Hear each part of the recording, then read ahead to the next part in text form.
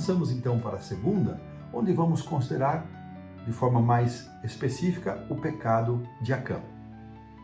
Aqui os versos separados para nós estão dos versos do capítulo 7, 16 a 19, e a lição começa dizendo que Deus podia ter revelado, Deus sabia quem havia feito, que Acã havia feito o que ele fez, mas Deus estabeleceu um procedimento para revelar sua justiça e demonstrar também a sua graça. Eu achei isso aqui muito, muito interessante. Depois de explicar o motivo da derrota de Israel e pedir que o povo se santificasse, a exemplo do que havia sido solicitado antes da travessia do Rio Jordão, Deus permitiu um intervalo de tempo, olha que coisa, entre o anúncio do procedimento e a sua aplicação, o que deu tempo para Acã pensar, arrepender-se e confessar seu pecado. Mas nós sabemos que não foi isso que ele fez. Da mesma forma, a família de Acã também teve tempo para isso. Mas eles estavam todos envolvidos na mesma prática. Eles tiveram tempo de pensar em todas estas coisas. A solução para o dilema seguiu uma direção oposta ao sentido pelo qual o pecado havia sido praticado e prejudicado. Que direção foi essa? A culpa coletiva foi eliminada e reduzida de Israel para uma tribo, Judá.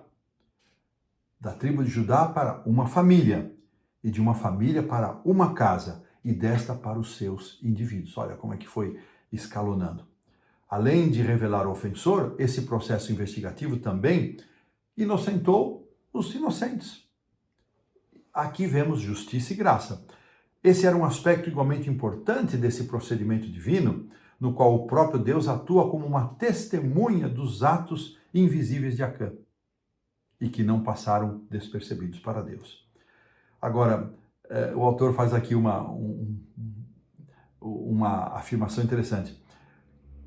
O leitor quase não consegue sentir a tensão quando Deus se concentra em Acã. E é verdade.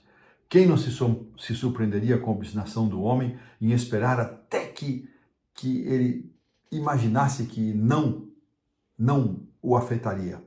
Nada é escondido aos olhos de Deus. Nada é escondido.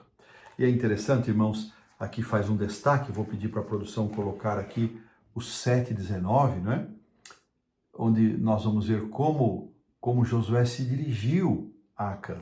Ele disse assim: então disse Josué a Acã, depois que ele ficou identificado: filho meu, dá glória ao Senhor, Deus de Israel, e a ele rende louvores, e declara-me agora o que fizeste, não me ocultes. Veja, irmãos, que a maneira amorosa, gentil, como Josué se dirige a Acã, filho meu. A impressão que me dá aqui, nesse diálogo, é uma demonstração da tristeza de Josué por ter que lidar com aquela situação, sabedor daquilo que viria a seguir. Porque ele teve todas as oportunidades para confessar o seu pecado, mas ele esperou até o último instante, ele esperou até onde não podia haver mais espaço e só confessou o seu pecado porque ele foi apontado. E aí então ele confessa aquilo que havia praticado. Então aqui a lição, o autor faz uma comparação de Josué com a pessoa do Senhor Jesus. Por meio dessa atitude, Josué estava demonstrando sensibilidade, bondade, e era um tipo, era um modelo, era uma representação da maneira como Jesus lidou com os pecadores. Jesus denunciava, diz aqui, o desejado, um temor sem temor, ele denunciava a hipocrisia sem nenhum temor, a incredulidade e a iniquidade, mas ele tinha lágrimas na voz quando fazia as suas repreensões, suas esmagadoras repreensões. Irmãos, aqui nós temos também algo para a gente avaliar e pensar. Como é que nós agimos em relação ao transgressor? Nesse caso, ele pagou com um preço altíssimo, nós vamos entender por quê. Pagou com a própria vida e a sua família também. Mas todo o trato de Josué no processo foi um trato amoroso.